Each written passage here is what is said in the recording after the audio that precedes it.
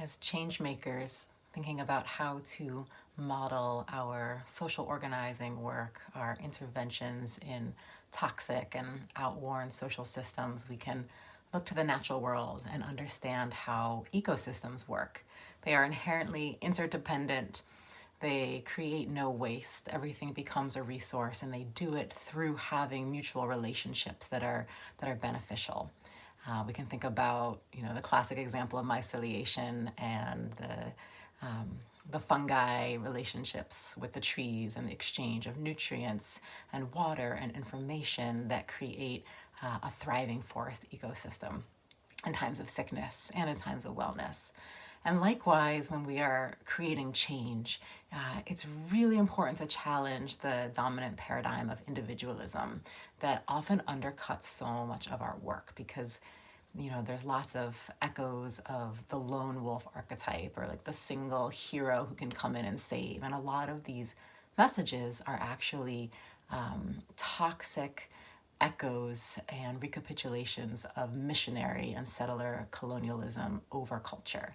And so noticing when we're trying to make change and we're trying to do it by ourselves, to really step back and say, is this how a forest ecosystem would go about responding to a natural disaster, like a blowdown or a landslide? And so we can model our social ecosystems in this way of inherent interdependence and interconnection. So when we're trying to implement change, doing it in community and understanding what village is needed to surround us, who are our anchors and our accomplices, who in the institutions and organizations that we want to enact change, actually do we have relationships with? And if we do, what is the health of those relationships? What is the status? And identifying the key niches in, say, your organization or an institution that you want to get involved with. So, who are those champions? Who are the key decision-making people with power, those stakeholders? Who are your adversaries, right? Who are the accomplices that will stand shoulder to shoulder with you? And how can we develop those relationships both within the system and understand what the basic values are and the premises is of these unique individuals, and what niche are they playing in the whole? And how can we create common ground? How can we create micro solidarity? Even if we have differing political views or identities, gender, racial, class identities, what's the common ground of our humanity that we can start to see eye to eye and build towards collaboration? And if that's not possible, also just understanding, like, what are the actual specificities of the orientations for those who are not seeing eye to eye with us in the change making that we envision. And then that ring out around us, as I mentioned, the villaging. We cannot make change in isolation. And so who are the people not necessarily involved, in your organization or institution, but who have your back?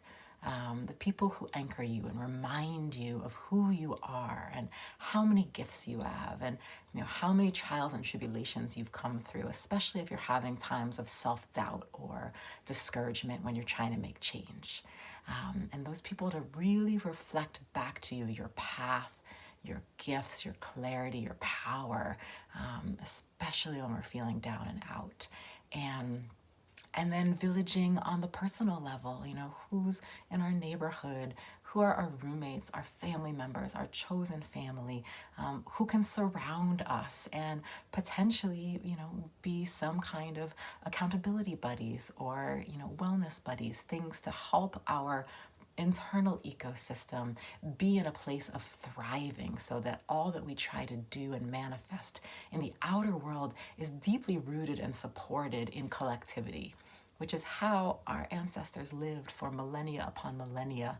And it wasn't really into the advent of the Industrial Revolution and the going off and siphoning into work in the industries, and now in the professional softer fields, and moving away from family into fragmentation all over the planet, that we've had this real crisis around belonging.